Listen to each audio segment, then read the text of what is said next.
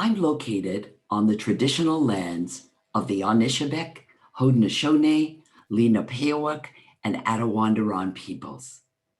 Please think about the traditional lands you are currently situated on and join us in acknowledging and thanking the generations of Indigenous peoples who have cared for these lands and in celebrating the continued strength and spirit of Indigenous peoples. The ongoing work to make the promise of truth and reconciliation real in our communities, and in particular, to bring justice for murdered and missing Indigenous women and girls across the country, should inform our discussions in this resource spotlight and beyond. Welcome, everyone. I'm Linda Baker, the Learning Director at the Center for Research and Education on Violence Against Women and Children. On behalf of our teams, I would like to welcome everyone to our resource spotlight, Youth Dating Violence, 2 innovative Canadian interventions. We're delighted to welcome Wesley Reibling and Lee Fraser, representatives from Egale, Canada's Speak Out LGBTQI2S Youth Dating Violence Project. We're also welcoming Kelsey Harford and Ben Tiscow, representatives from Radius Youth Dating Violence Intervention Program, Intensive Intervention Program. Throughout the session, we are pleased to have Toronto Sign Language Interpreter Service providing interpretation. And with that, I'm going to turn it over to our first speaker, Wesley Reibling.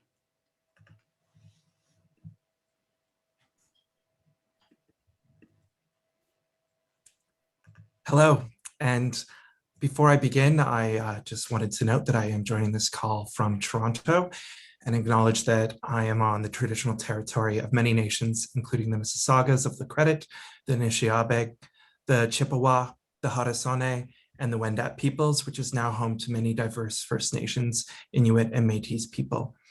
I also wanted to acknowledge that Takaranto is covered by the Treaty 13 signed with the Mississaugas of the Credit and the Williams Treaty signed with multiple Mississaugas and Chippewa bands. And I'm going to pass it to Lee Fraser to do a land acknowledgement as well. So I'm in Winnipeg, settled within, working and living on the original lands of Anishinaabe, Cree, Oji-Cree, Dakota, and Dene peoples, and on the homeland of the Métis Nation. I respect the treaties that were made on these territories. I respect Indigenous collective sovereignty where no treaties were made, and acknowledge the extensive disruption, duress, and trauma imposed by colonial warfare, both past and ongoing. And with that, we will begin. So this is Speak Out, a gender-based violence research and intervention project. We started this project in April 2019, and it was ongoing until March 2023. So Egale is Canada's national LGBTQI2S or 2S LGBTQI organization for more than 30 years. Egale has been working to improve the lives of lesbian, gay, bisexual, trans, queer, intersex, and two-spirit individuals across Canada and to enhance the global response to 2S LGBTQI issues. So today's agenda will be going through the project background, highlighting some survey insights. We'll be speaking about our hackathon. We'll be speaking about the next steps. And then towards the end of today's session, after our other speakers, we will be doing a Q&A.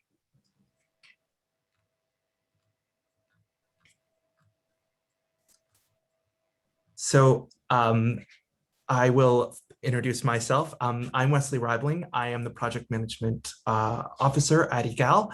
My portfolio centers on our legal and gender-based violent projects. And I will pass it to Lee Fraser so that they can get to know all of you a little bit better and you can get to know them. Hi, so I'm Lee Fraser,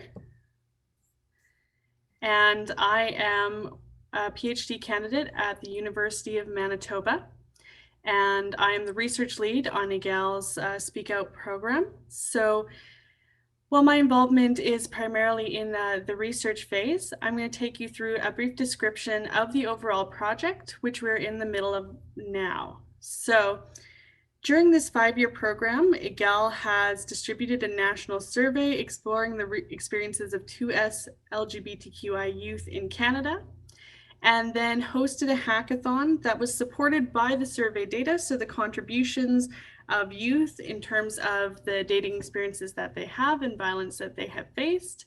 And so that informed the hackathon to explore the support options and the programming that younger people in the 2S LGBTQIA community would like to see. So from the hackathon, the winning ideas are in the process of being designed and implemented alongside an advisory committee to serve in a pilot with 5 service agencies.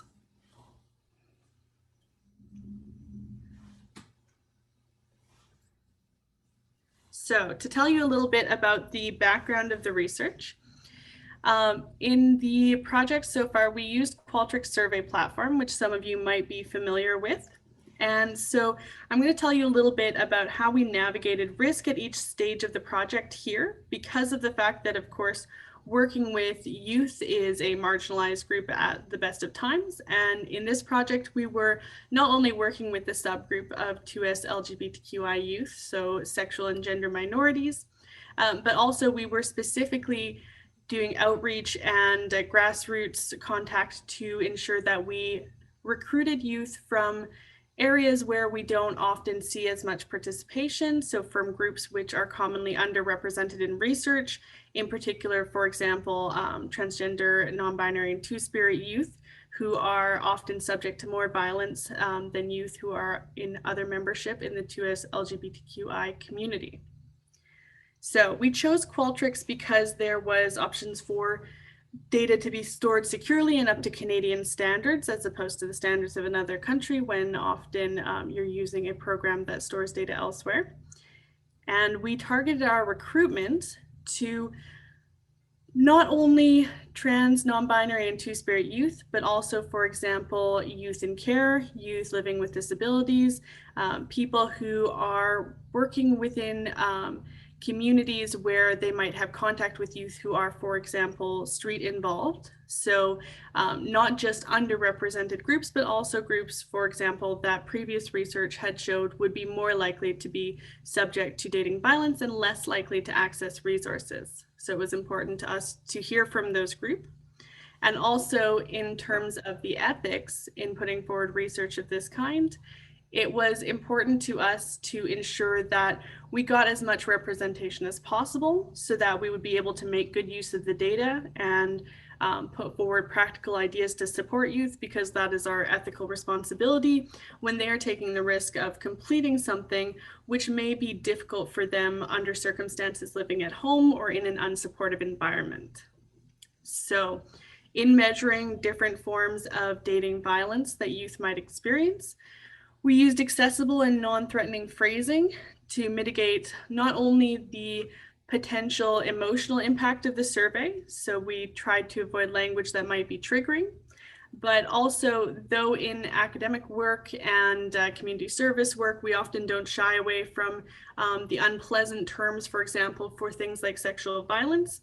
It's been shown in previous research that, especially if we're talking about an intimate partner, that youth and other groups as well may not be as willing to disclose that something has happened if it is not termed in ways that are, say, more specific to an action or experience and more comfortable for them to choose than terms that are more explicitly associated with sexual violence, something that they may not be willing to admit someone close to them has done.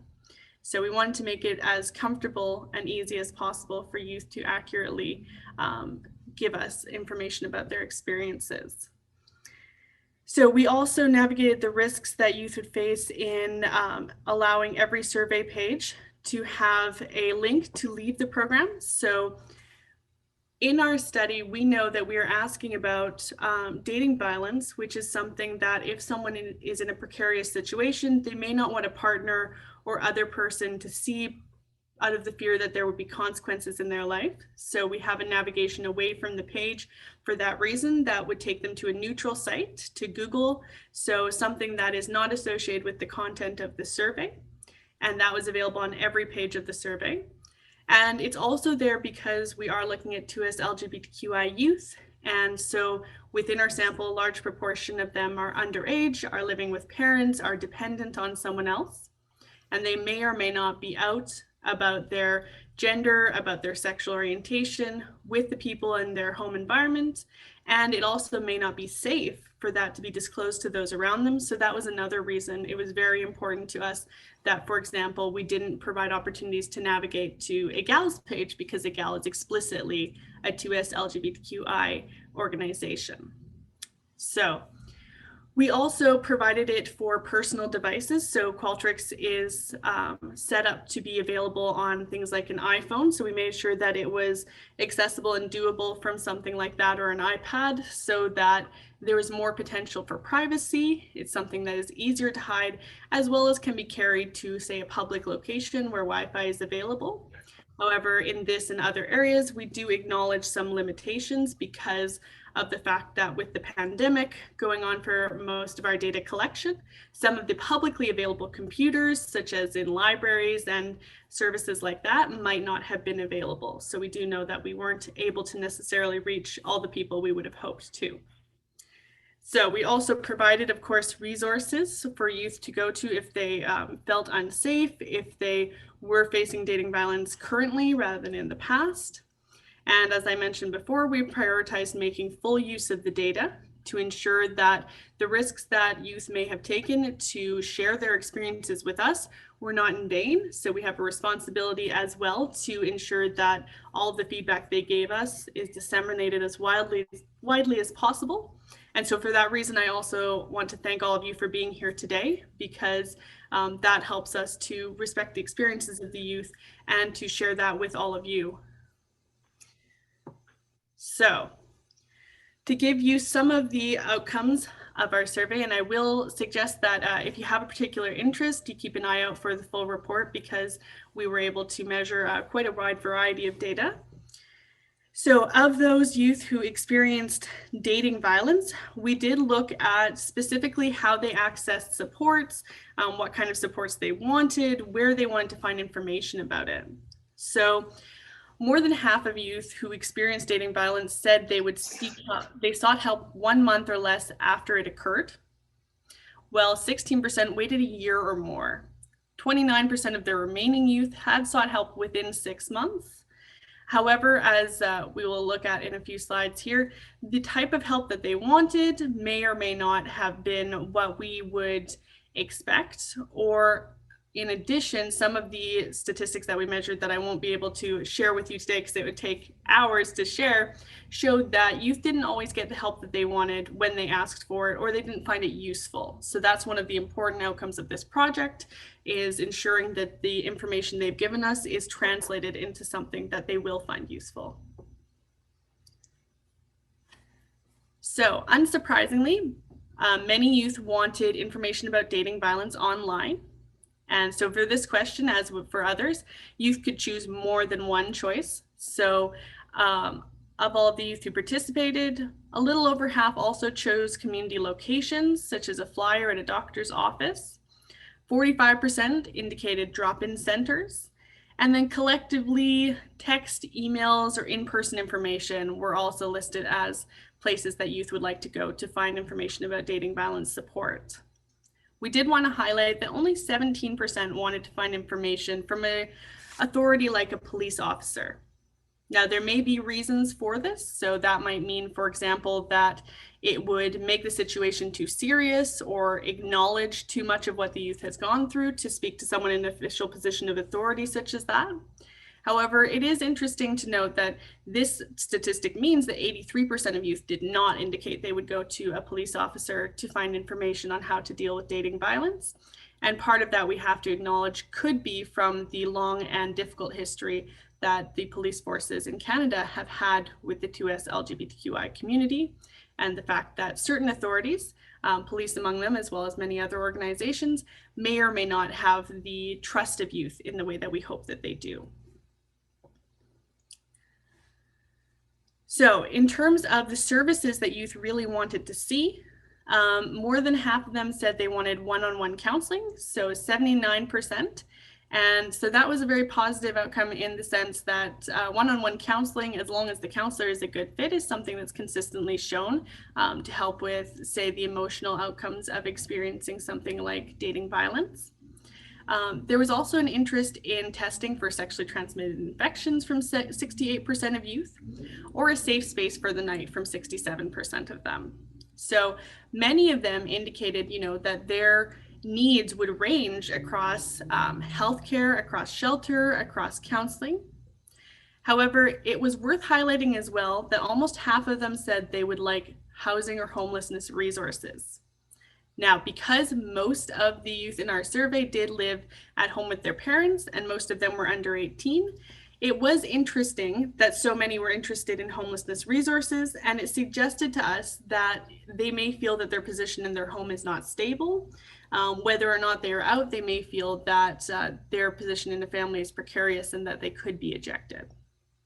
So most youth did say they wanted to receive help from other 2S LGBTQI people, but only 36% did. So this is unfortunate, and it could indicate that it's harder to hire 2S LGBTQI people, or also that service providers need to make more of an effort to indicate that those people are available, which can be difficult as well to avoid compromising the privacy of people who are providing the services. Now, finally, when youth did seek help, the largest proportion, so 29% of people who said they sought help had reached out to a friend or chosen family member. A smaller proportion said a school counselor, and vanishingly small proportions of 4% or less chose options like parents or physicians. And that is a little bit more worrisome when we think about the fact that a physician or community service provider could be relative strangers to youth, versus the fact that clearly there are many youth who might not feel comfortable going to their parents for assistance. So I'm going to pass this back to Wes to talk about some more of the project's progression. So hello. I am now going to be speaking about the next phase after our initial research. So after the initial research, we moved on to the hackathon phase of the program, where Lee Cameron and myself and the Egale team were at the helm. We attended in-person hackathons pre-pandemic and did lots of research on ideation events and how to run them. But when the pandemic hit, we had to make a clear decision to switch to an online format, and chose, after an environmental scan, a whiteboard technology called Mural, which I'll be going into greater detail in a few minutes. So to learn about this technology itself, we attended workshops, webinars, and co-working events, and spoke to the Mural team on creating a live event.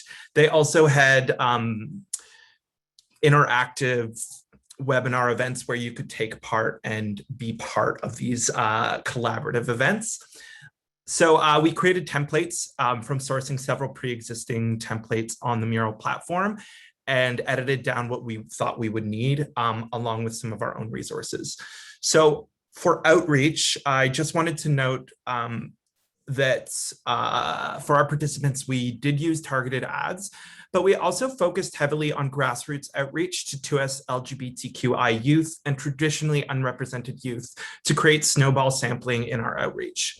I also want to make note that the hackathon idea itself was created out of recommendations and contributions from the community. Once the participants were chosen, we delivered a email participant handbook to all members of the event. This handbook had data from the survey, tips and tricks for Mural, login information, the agendas, etc., and all useful information to get the participants started. We had over 50 people sign up. We had more than 25 come to the event, which is not bad for an online event during the pandemic. We personally would have liked to see more. All 50 would have been great, but I think a challenge that many organizations and folks who are doing online events is, how do you engage with your audience pre-event? So an idea that came up to combat this was one-on-one interviews with the folks who applied. though this plays into safety, and we're limited ethically around how to justify those interviews. Another idea that's came up is an idea of building welcome packages with treats, snacks, supplies to make everyone feel a bit more part of something bigger during this time of social isolation.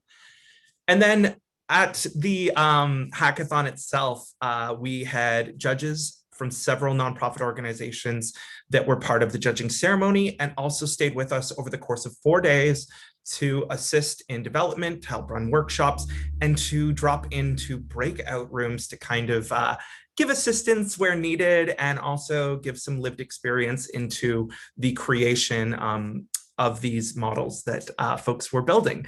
So we had Debbie Awasu Akeyia from the Canadian Centre for Gender and Sexual Diversity. We had Jamie Sampa and Rebecca Hooten from the 519 here in Toronto, Victoria Bell from Dandelion Initiative, and Michael Adia, who is a registered social worker from St. Michael's Hospital.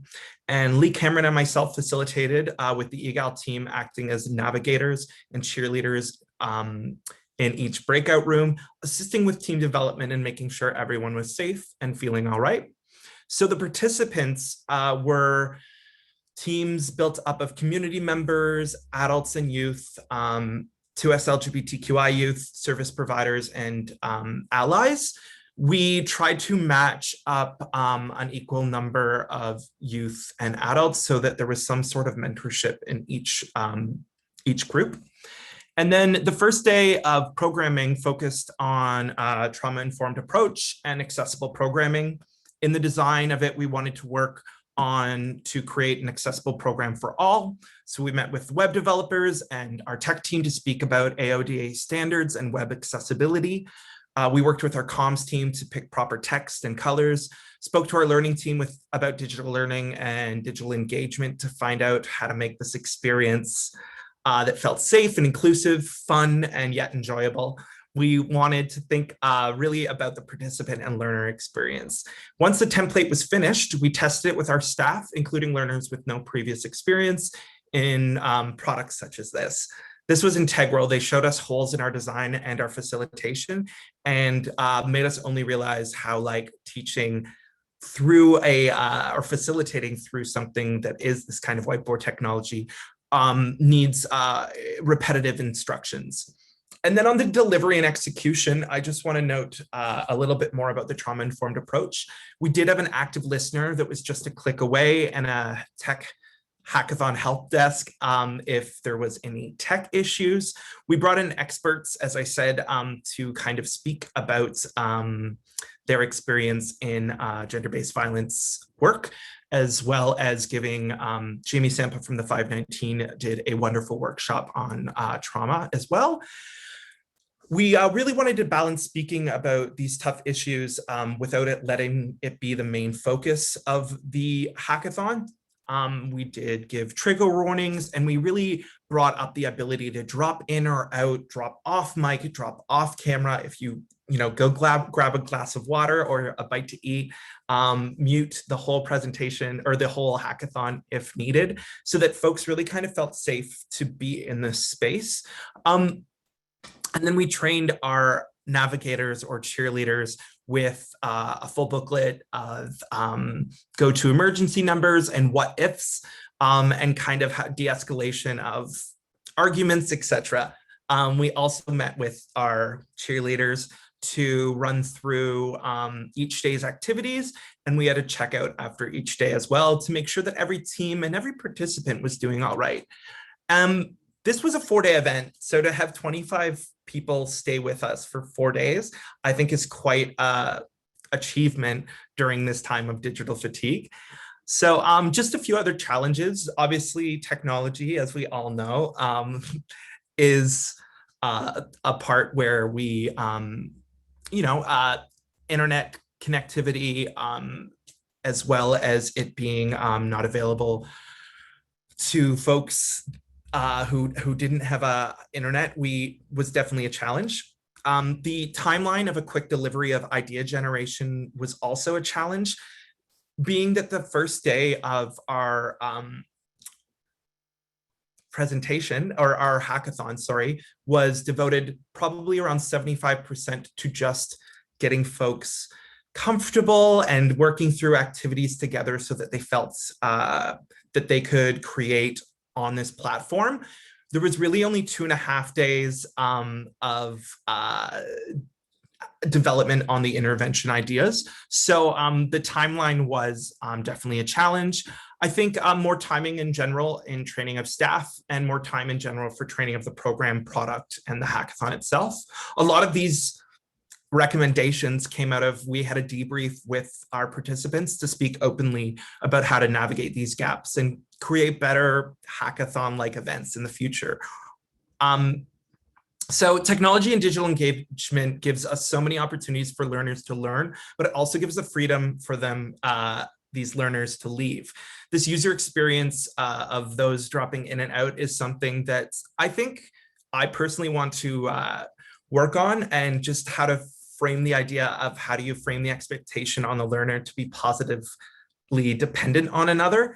So that was the one issue we also had, was just around youth dropping out and being able to come back in and feeling a bit lost and slowing their team down. So we wanted to give them roles of note takers or other roles that can kind of move it along without slowing down the process. And then pros, I really want to note that this was, as I said, a 4-day event. We had over 25 people show up for all of those days. It really was a place where folks felt that they could mess up and fail and feel safe to learn and coexist and collaborate with others. Many youth reached out to us saying that this space felt safe and welcoming and felt very far from just another Zoom room. So I would say that this is a huge success, especially, as I said before, with the amount of digital fatigue. So just a little bit more about Mural. Remote working and the pandemic has pushed us obviously to engaging in more collaborative work in digital platforms. We chose Mural to facilitate this. Like Google Jamboard, Mural is an online digital whiteboard technology. It's usually used for brainstorming and ideation, project management, event workflows, research and design, strategy and planning, and obviously presentations, mapping, and remote meetings and hackathons and games. So as I mentioned, we spent the first day with facilitating activities for participants to learn and play with us on the platform to get comfortable. The event had workshops on trauma, which I mentioned, and accessible programming. We had dance parties, games, in-kind prizes from several sponsors. We had an active listener if folks felt triggered. And we really tried our best to make it a safe, inclusive, fun online digital space. But as previously mentioned, these EDs from gender-based violence organizations dropped in and out and really did help along with this feeling of comfortability. And then over the course of the 3 afternoons, the team worked hard on idea generation, and on the last afternoon built a presentation, resulting in the last day being a ceremony with the winning team's idea being selected. So the winning team's brainstorm was a youth-led consent program that bridges education, the arts, and community building. And I'm just going to pass it on to Lee to just say a bit more about that winning idea. So the winning idea really evolved from the insights, and the intervention will focus on building consent culture through a collaborative art therapy lens presented as a digital zine. So the youth chose the name Building Community Understanding Consent, 2S LGBTQ+ Youth Collaborative Zine Program. The next step is refining and building the pilot, but this is going to be a youth-led decolonial approach, and the priorities are that it be accessible. They also wanted to prioritize safety and anonymity, which naturally around navigating situations of consent and possible dating violence is very important, especially for younger people. And of course, bodily autonomy and building community as well. So making those connections is something that I think draws on some of that vintage idea of an art zine, and putting that into a digital landscape right now allows people to connect and build skills in addition to creating awareness about consent in their communities. And I'll pass that back to Wes now. And I just want to make sure that you can see me. All right, my camera is working. Just lastly, I wanted to note that now we're on to the next phase, which is during this phase, we are putting together our Intervention Action Committee. So this 2S LGBTQI Intervention Action Committee will be working with us to assist in the logistics, the planning and delivery of our program resources, site-specific training, and evaluation models toward the successful trial of this program. And we'll also be helping to write the report that will be accessible to other agencies and organizations across the country. So with that, join the Intervention Committee, get involved. We're actively recruiting members. So the Action Committee recruitment window is now through May 22nd, 2021, with our kickoff meeting starting the first week of June. Your slides today should have an active link attached. If not, please let me know and I will add those to the chat.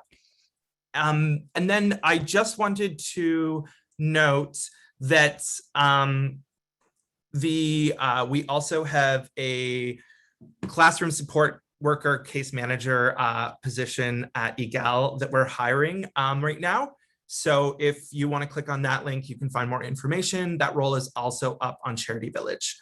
And that's for our day treatment program for 6 to 8 students here in Toronto. It would be on-site and remote. So yeah, but that is pretty much where we are with this phase. So honestly, we are looking for about 10 to 14 members for this committee. We'd love you to take part. So I will drop that into the chat following this presentation. Thank you. And that concludes our part today. Okay, we're going to move over to Benta and Kelsey.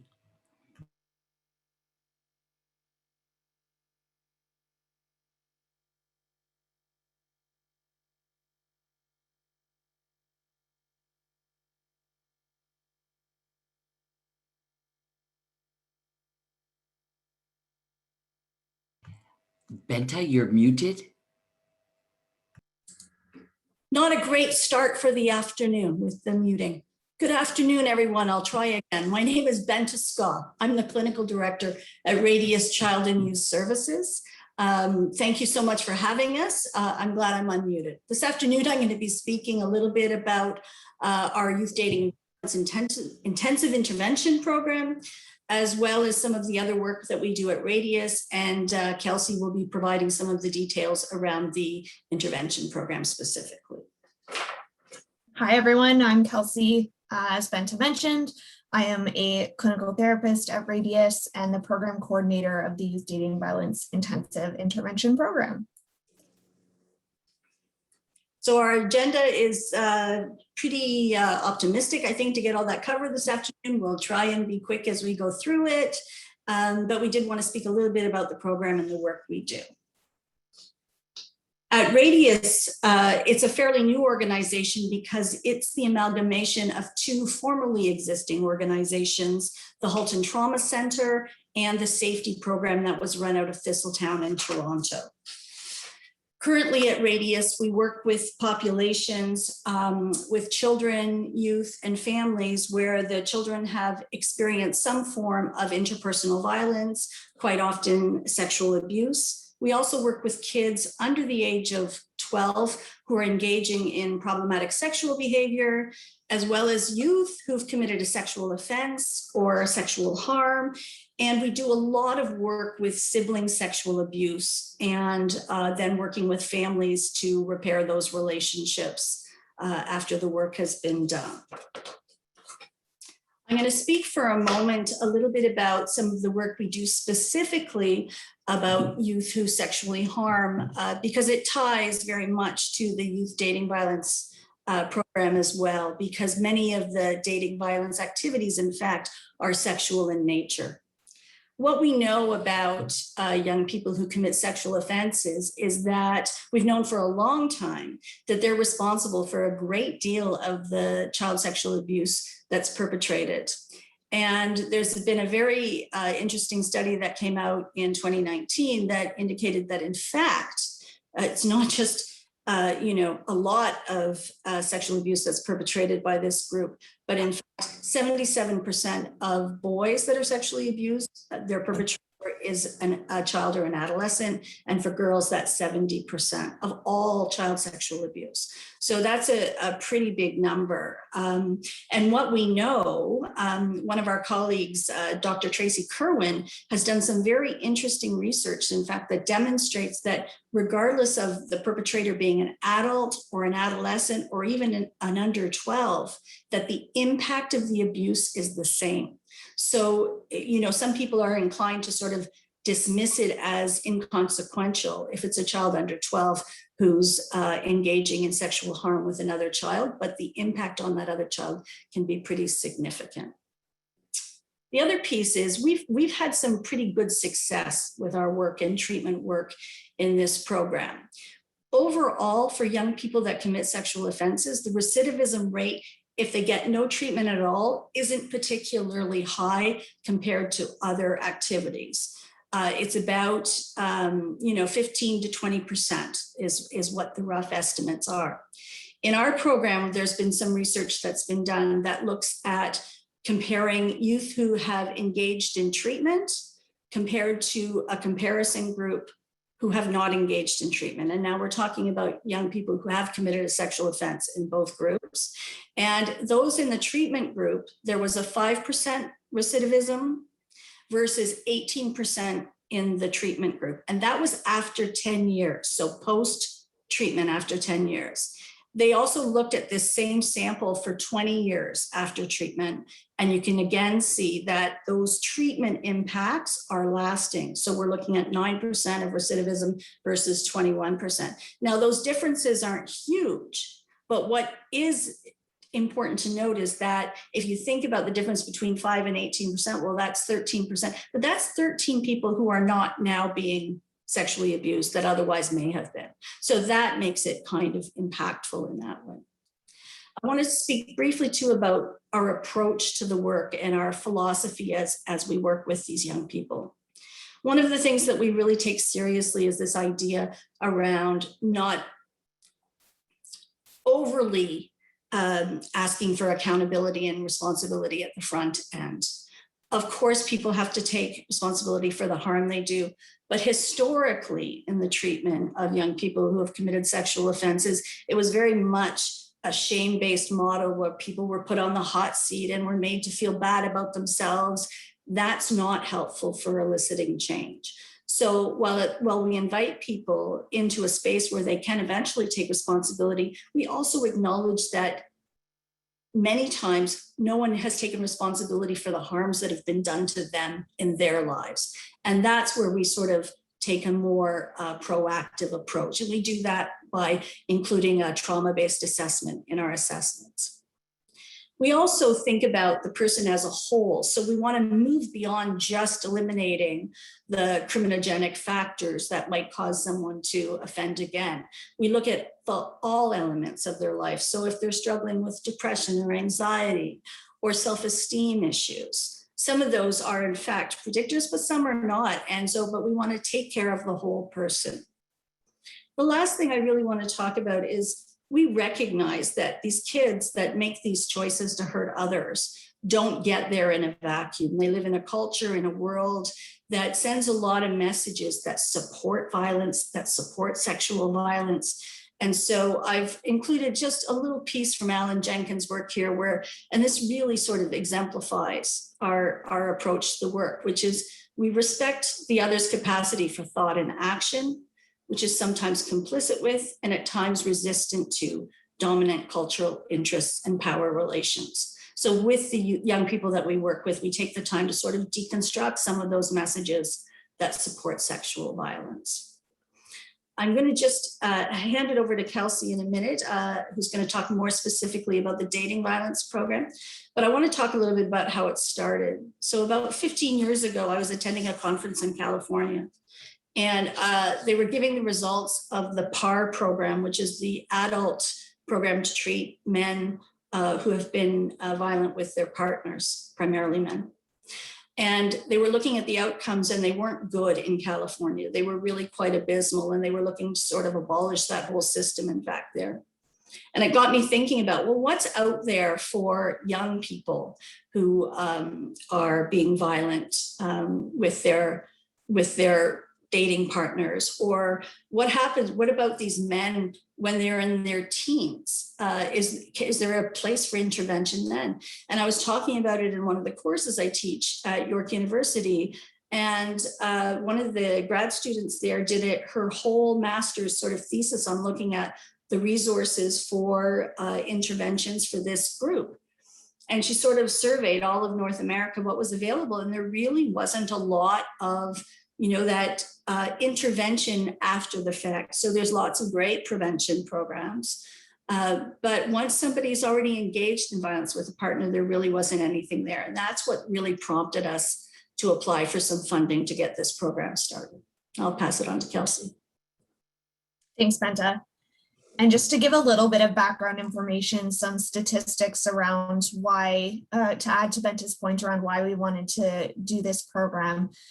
Research has shown that 43% of dating violence occurs between young people ages 15 to 24. And as I'm going to get into the program that we are talking about today, we accept clients ages 12 to 24. So we cover that whole age range where we're seeing almost half of all dating violence occurring. Additionally, 28% of high school students have been victims of dating violence.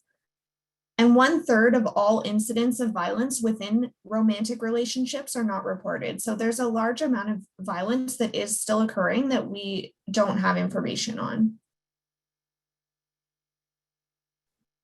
And I think I'm preaching to the choir here, but there are a large number of negative impacts of dating violence or interpersonal violence on the survivors that include mental health impacts, potential physical health impacts, chronic ongoing health issues, and potentially death.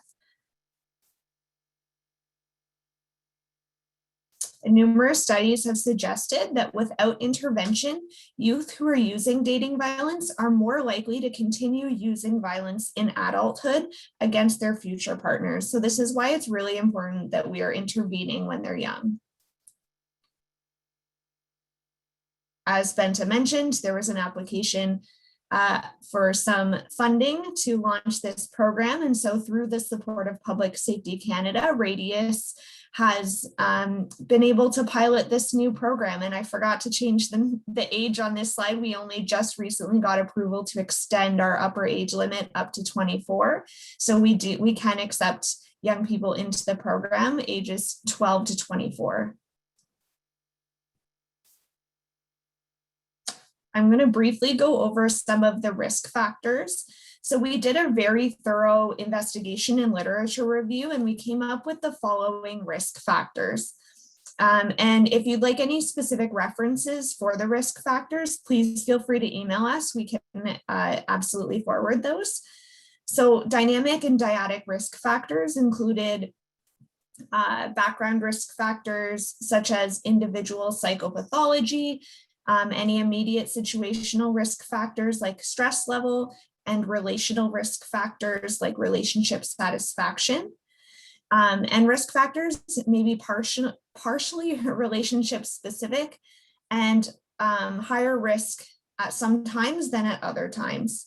And there's a continuity in violence within a specific relationship, but not across relationships. So some of the relational risk factors in particular include negative interactions, relationship satisfaction, and so that's looking at bullying and satisfaction within the dating relationship, as well as jealousy, and we're starting to see a lot of information coming out around the use of technology and how that plays a role with jealousy as well.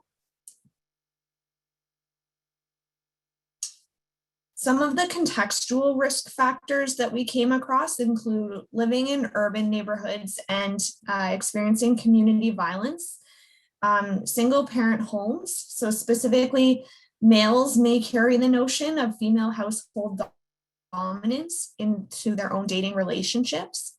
Parental-psychopathology, for example, alcohol problems, antisocial behavior, and depressive symptoms can create a hostile and conflictual family environment that contributes to and maintains externalizing behavior from early childhood into early adolescence.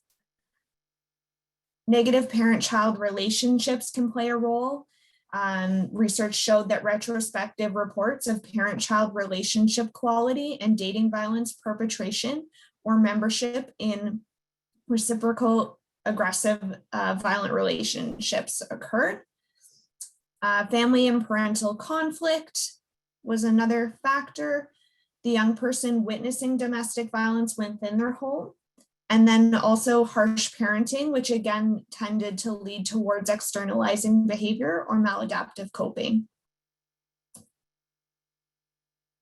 Some of the individual risk factors include aggressive behaviors. They're the externalizing behaviors that I just mentioned, low self-esteem, bullying, stressful life events for males specifically, substance use, in particular alcohol, mental health, friends having a peer group who engage in dating violence, having deviant or antisocial peers, peer group aggression, the young people having beliefs that support aggression, as well as poor academic achievement.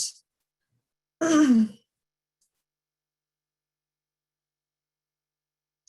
another individual risk factor includes the subscription to gender norms. So gender-typed social scripts that emphasize male power and prescribe that men should be tough and aggressive, emotionally disengaged, and have sexual prerogative in romantic relationships. So boys who endorse traditional gender roles may encode and retrieve gender-typed social scripts that emphasize male power and prescribe that men should be tough and aggressive. Men and boys draw on these scripts to guide their social interactions with romantic partners, and these folks may be at increased risk for perpetrating dating violence as a means of enacting power within their relationships. In addition, men and boys who endorse traditional gender role attitudes may tend to view romantic relationships through a combative lens in which women are seen as attempting to turn the tables by controlling men. And the degree to which boys who endorse these scripts actually retrieve and enact them as aggressive behaviors toward dating partners, however, may depend on one's injunctive normative beliefs as to whether such behaviors are acceptable or not acceptable.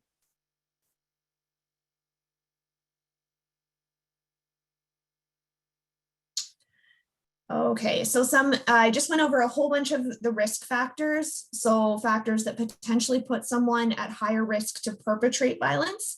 And through our literature review, we also came across a number of protective factors. So things that would help a young person to not potentially be engaging in the dating violence. So closeness to a parent or parental warmth is one of those factors. Parental monitoring. So for example, increased parental monitoring tended to result in less externalizing behaviors and consequently less domestic violence or dating violence. Having pro-social peers, having some good self-regulation skills and emotional intelligence, as well as empathy, all qualified as protective factors. Okay. And now to get into a little bit more of our program specifically. So Benta already talked about how we work with young people who have engaged in sexual offenses. And so this process of intake and assessment goes the same for all of our clients. So once the young person goes through intake, they come in and do an intensive assessment.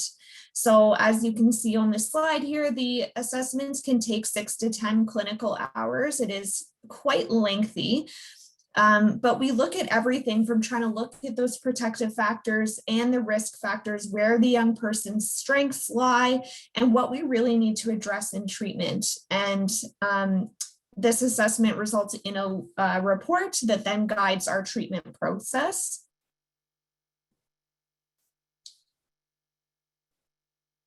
And once the young person moves into treatment, it's weekly 1-hour sessions with an assigned therapist. Something that's really unique about our program is that it's not time limited. And so we'll work with the young person until their treatment goals have been completed. So they're not coming in and getting a set 6 sessions, for example.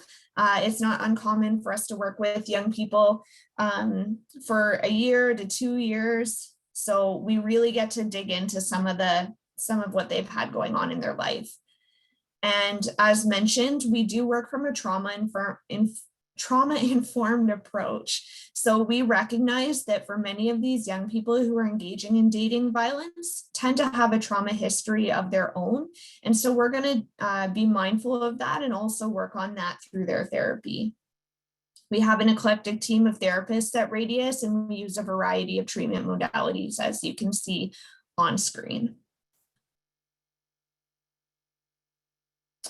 Eventually, we would like to run some groups. COVID has kind of put a little bit of a slowdown on this, but eventually we will be running some groups. These groups would be a skills-based format, and we'd be going over such things as conflict management, how to handle rejection, taking accountability, and looking at restorative justice and healing, as well as several other topics.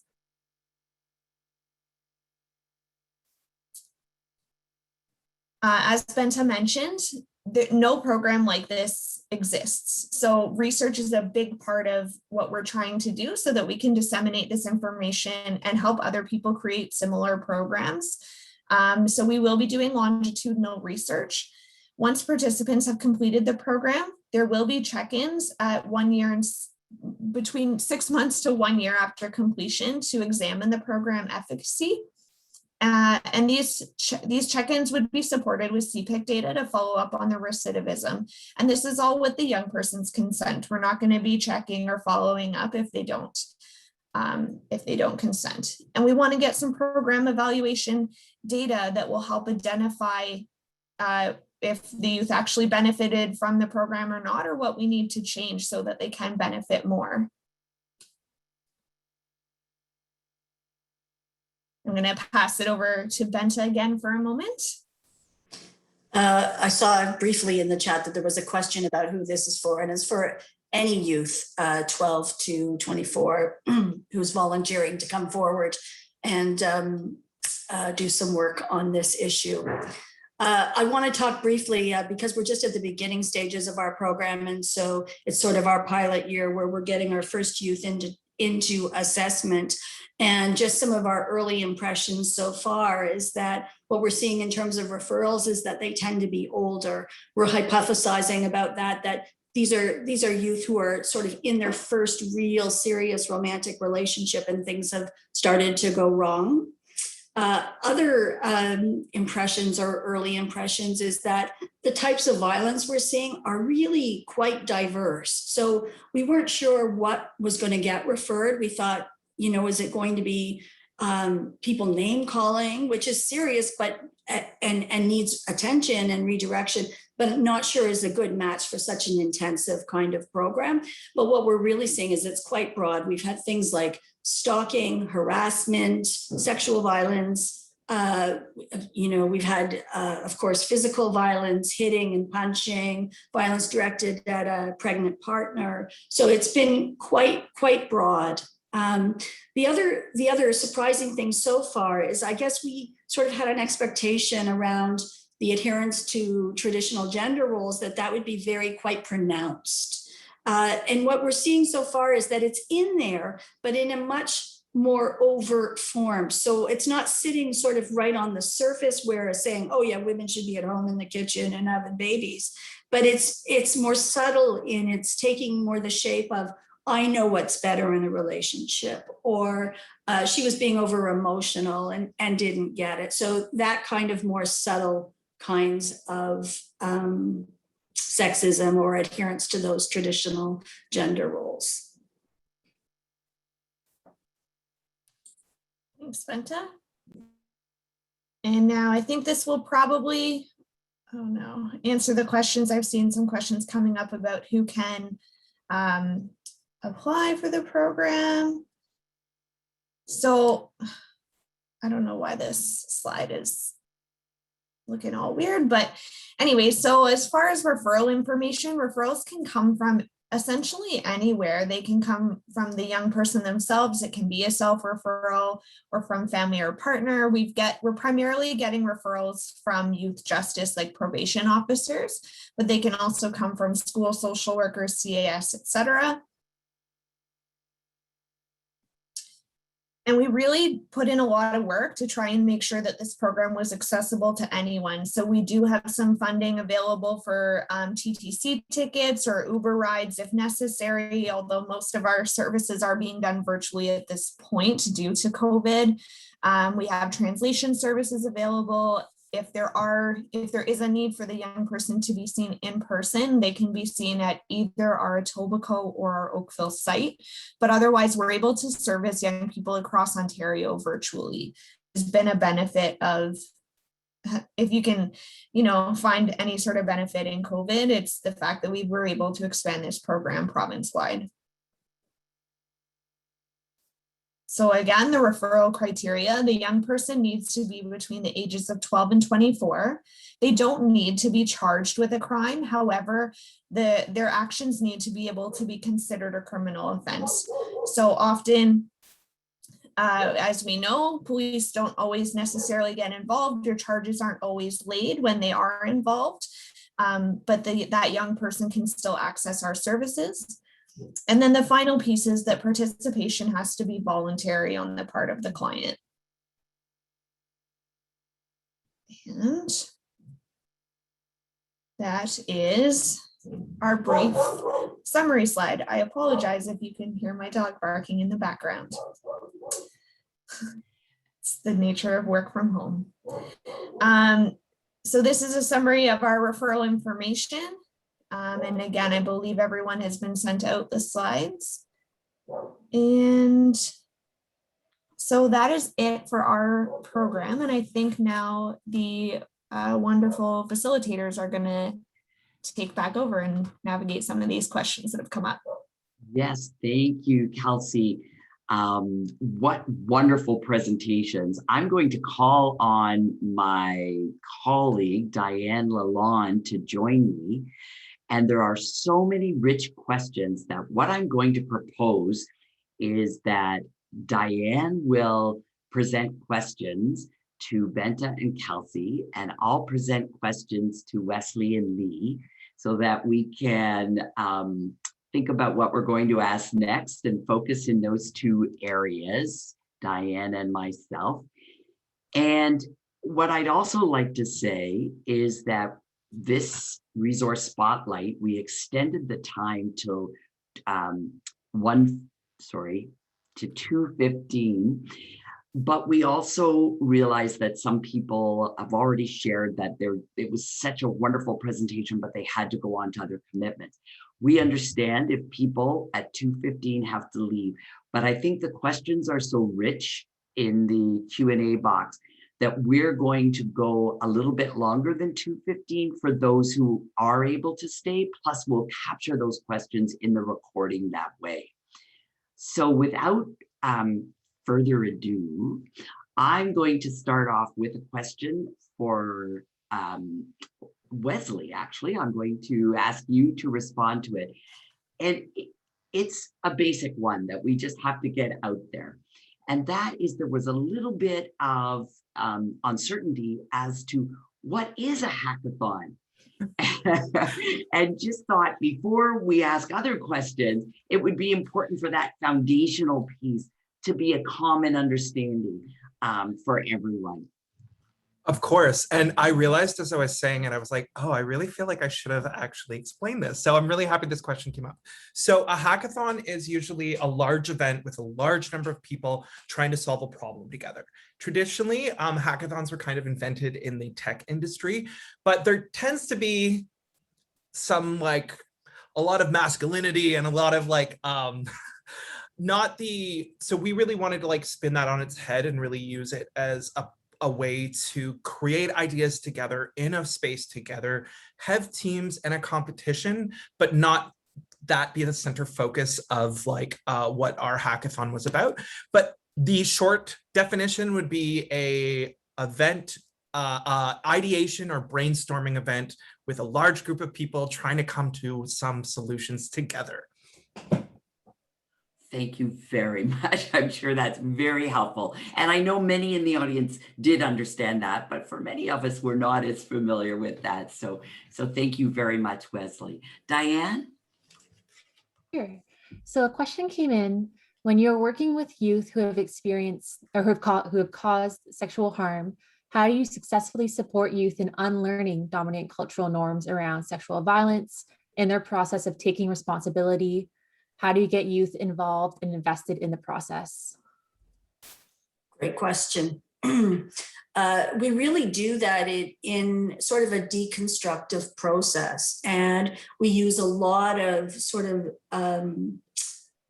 media. So we might be looking at music lyrics, we might be looking at movies or videos, and really picking apart the ways that rape culture is supported, and to really be doing some thinking about that and challenging them on some of those long-held assumptions and rape myths, for example, that they may hold to. So it's really a bit of a real deconstructive process. I mean, that's sort of the academic word for it, but at a very base level, it's, you know, taking it apart.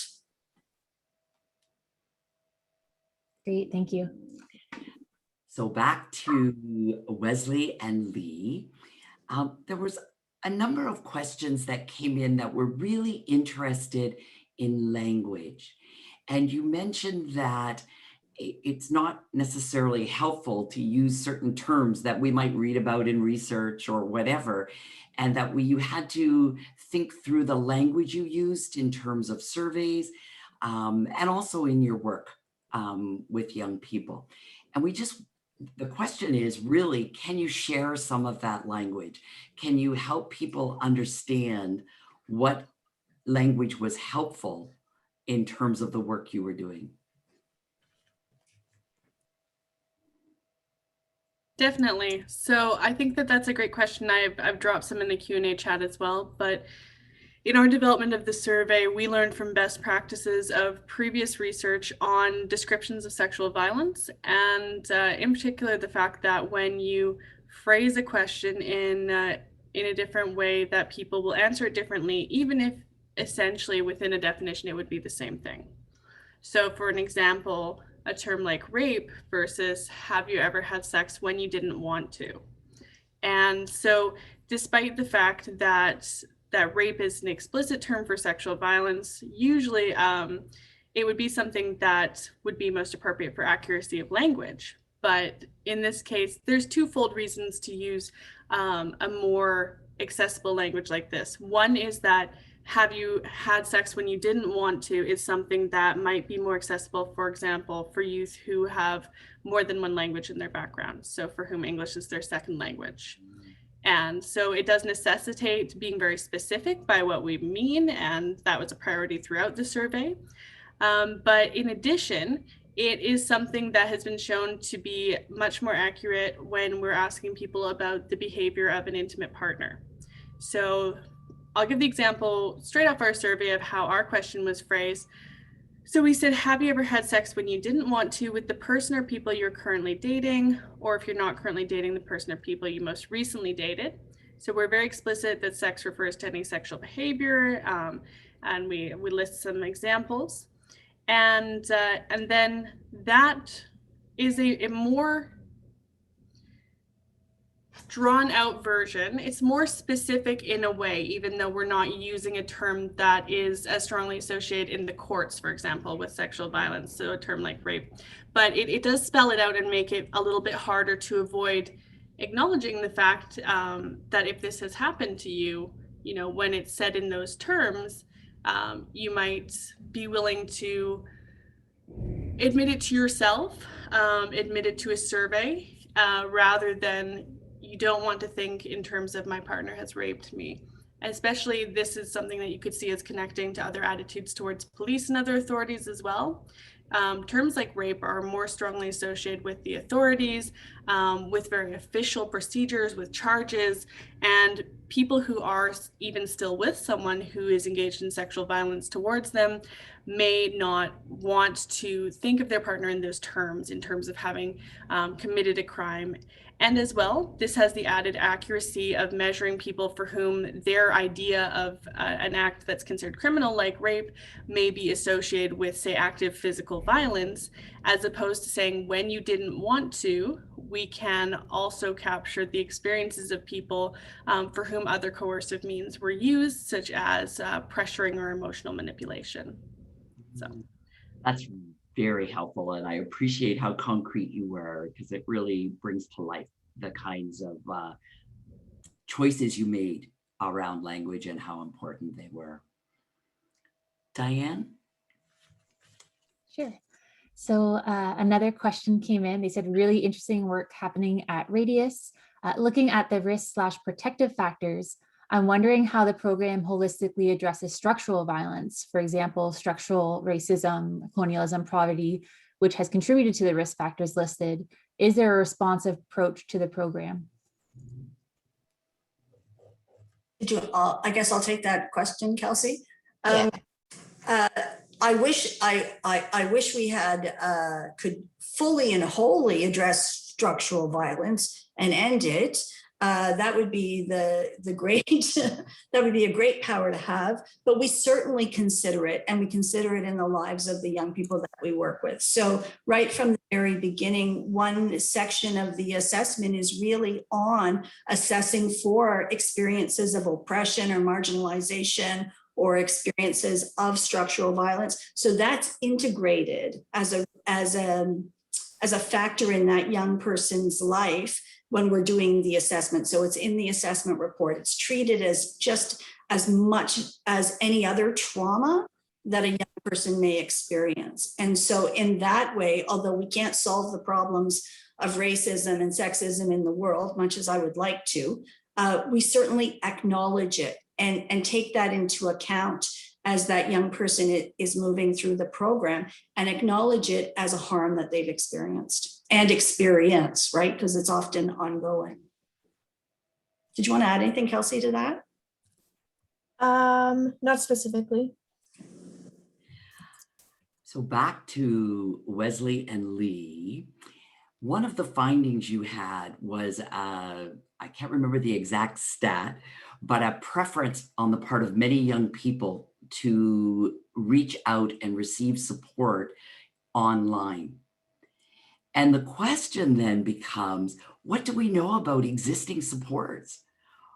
To what extent are they online? And maybe during the pandemic that has changed somewhat, but normally or typically, to what extent are services across Canada available online, if that's one of the preferred ways of accessing services or supports, not necessarily in, formal intervention? Yeah, that's a great question. And in terms of looking for supports that would be appropriate to post with the survey, we did look for what can be, online available to be area specific. So we had things like translifeline.org, kidshelpphone.ca, youthline.ca, as well as Egale has a centrally held list of community resources. Though I'm going to say in a more anecdotal sense, when I was looking to contact different organizations when we were doing snowball sampling for the survey as well, because we did contact organizations and ask them to pass on the information to any other organizations or youth that they knew of who might like to do it.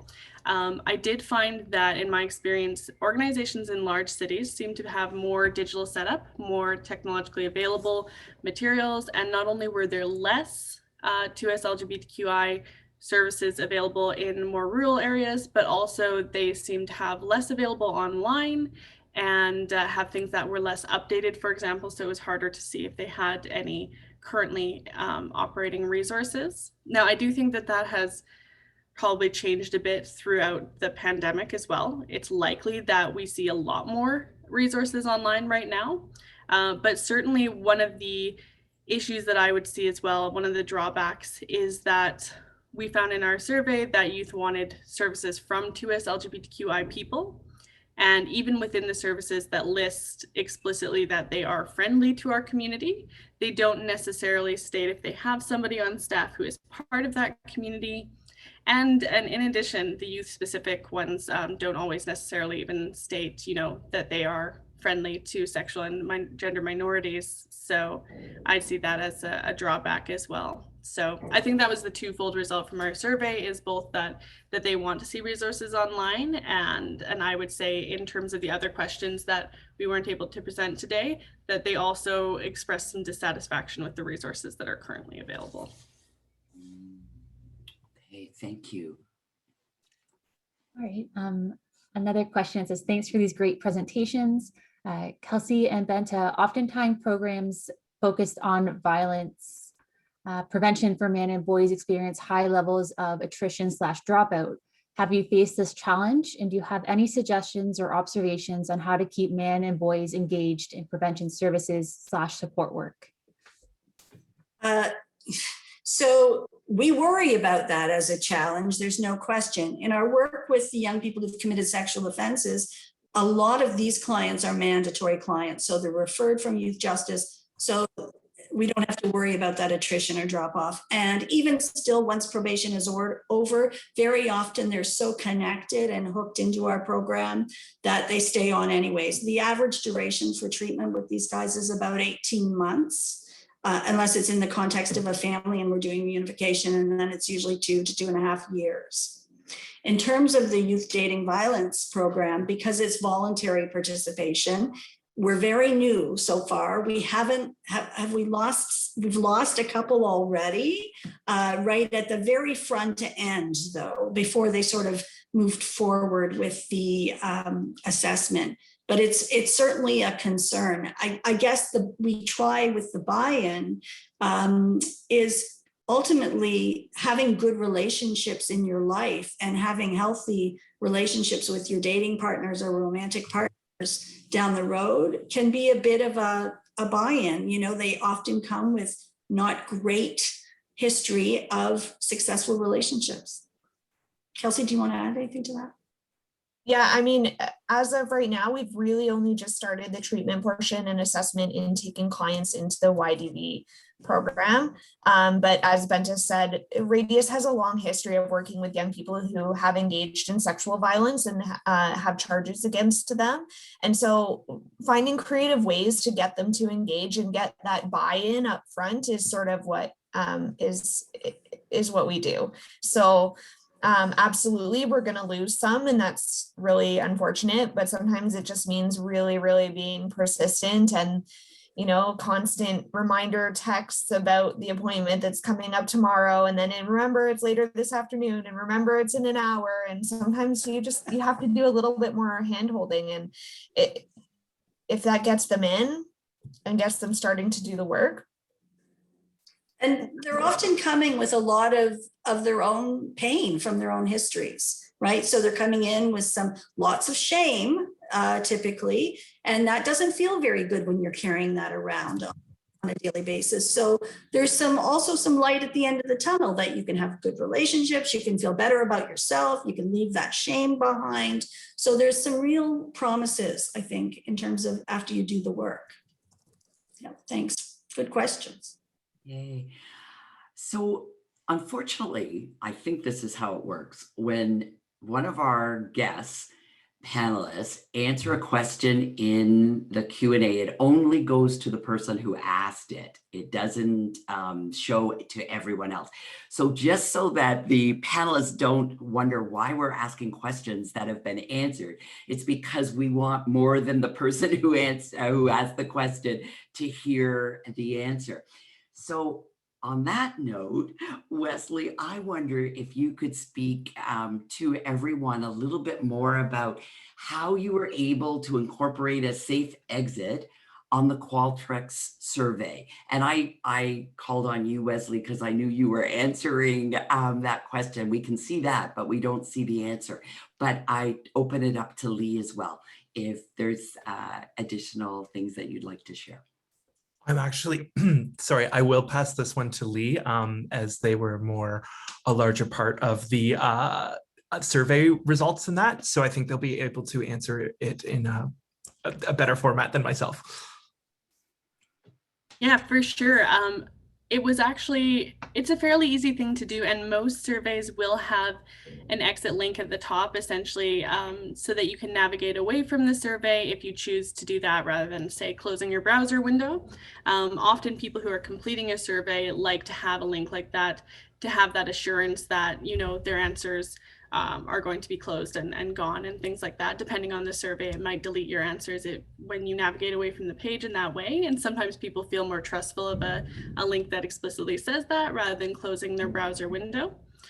However, for us, we did want to ensure that we didn't have any link that led back to us LGBTQI content and so on. So usually, if, for example, if I was putting together a survey that was, you know, for the Canadian Wheat Board or something, if you navigate away from the survey, usually it would take you back to the organization's page.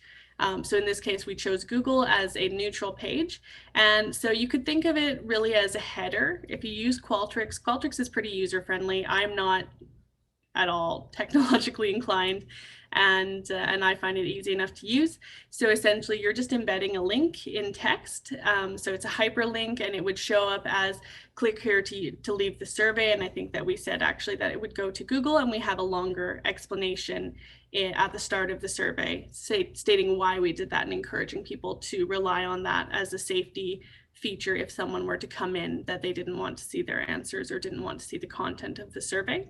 So it's relatively simple to include, and I think that it's just another form of something that's traditionally included in surveys. So I would encourage anyone here, if they're engaging in 2S LGBTQI research, to consider using a neutral link like the way that we did, because really it's even in adults and people who may not be necessarily in the position that many of our youth are living with parents, there's still stigma attached to some identities. There's still people who may not be out in certain places. So it's just another way of respecting their privacy.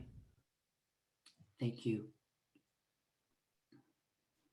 So a question, how do you handle confidentiality and duty to report if additional situations are disclosed during the course of treatment?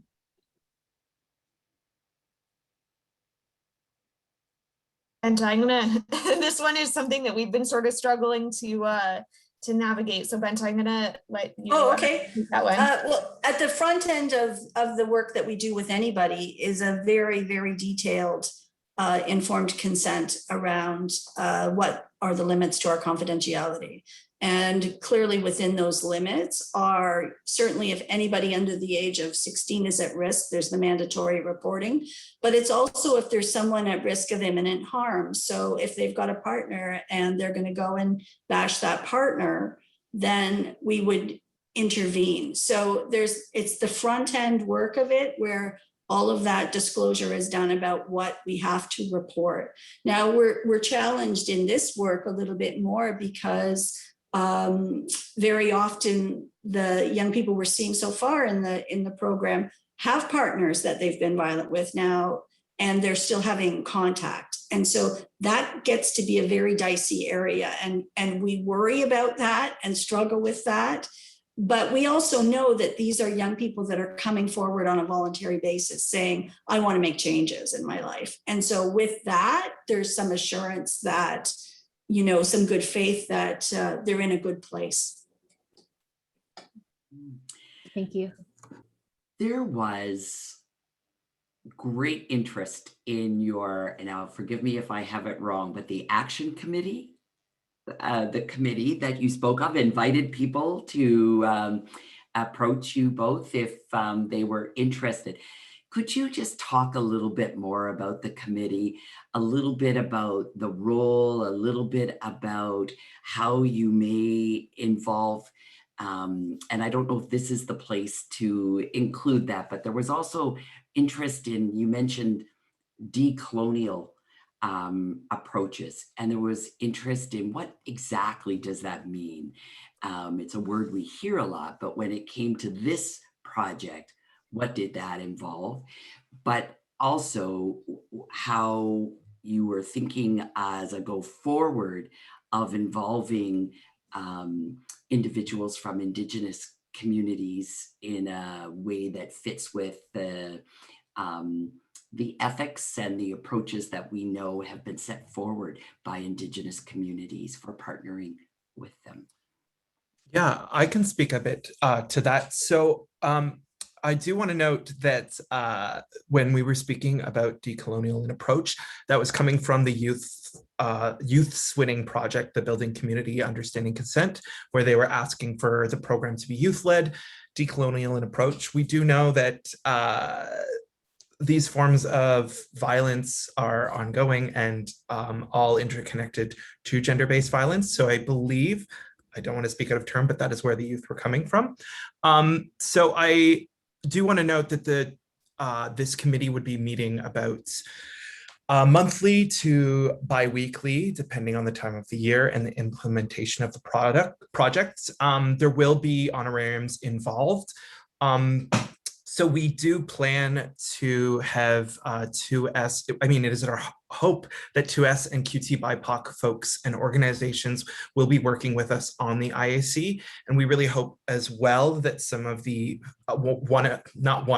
some of the 5 organizations that we would be partnering with to implement this pilot program would also be those organizations. So we hope in the forms of, or in the foundations of community engagement, really we need to be building from the very beginning with the community. So I do want to note that that's part of the reason that the IAC is being made and is taking part from now till the end of this project, is that we are having the youth tell us, the knowledge experts, you know, the folks facing this kind of violence,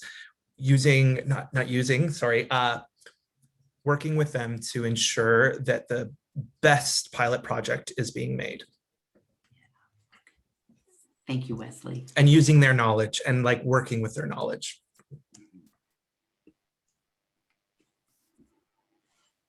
So there is a question, how do you navigate possible internal ethical feelings, for example, frustration, when working with young offenders who may use microaggressions in their treatment?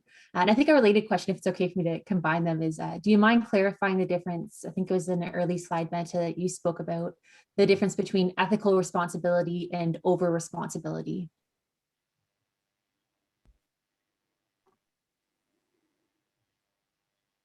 Well, I'll address the one. Do you want me to take both questions, Kelsey, or do you want to take the microaggressions part?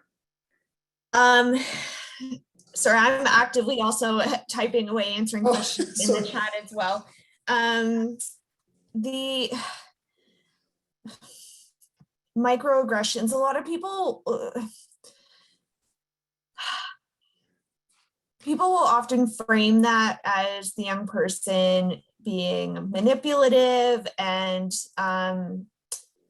you know, applying these kind of labels to the behaviors that the young person is engaging in. We really try and look at it as they're trying to get a need met, and they just previously in their life, probably those microaggressions is a way that has worked for them in some capacity or another, and that's why they're continuing to use them.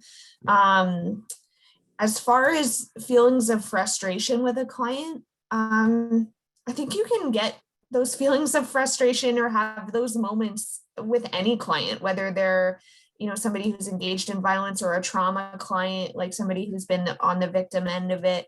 I think, you know, as humans or as clinicians, we are only just human. And I think you can always have those moments of frustration, in which case then you can, you know, debrief with your supervisor, take a minute to think where are these feelings coming from and why is it coming up inside me?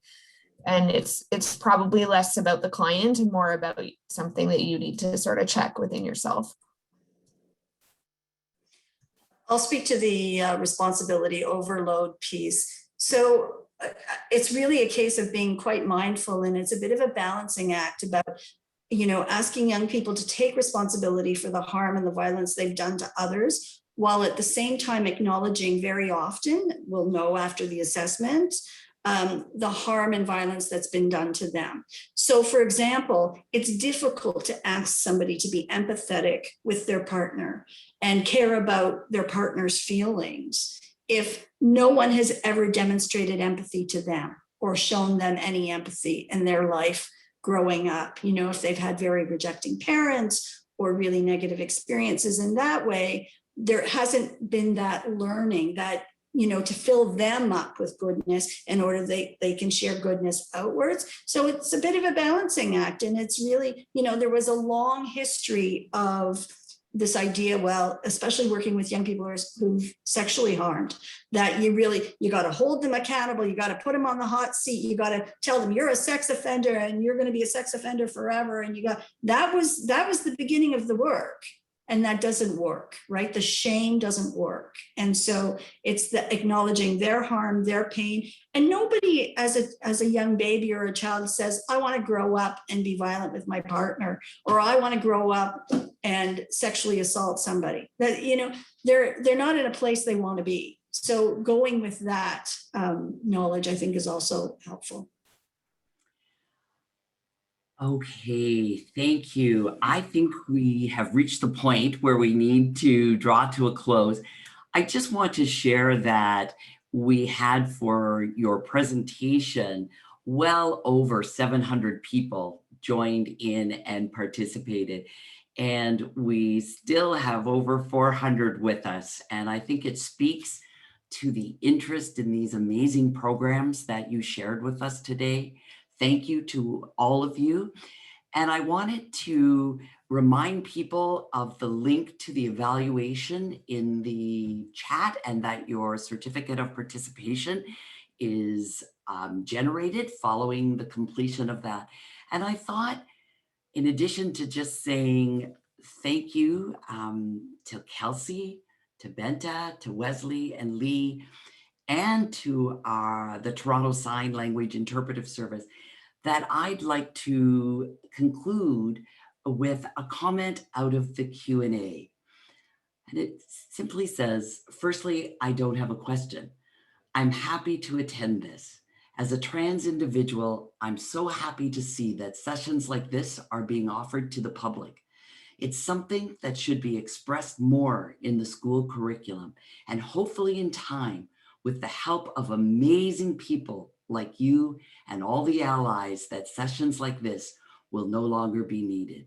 We can only hope. Kudos to you all.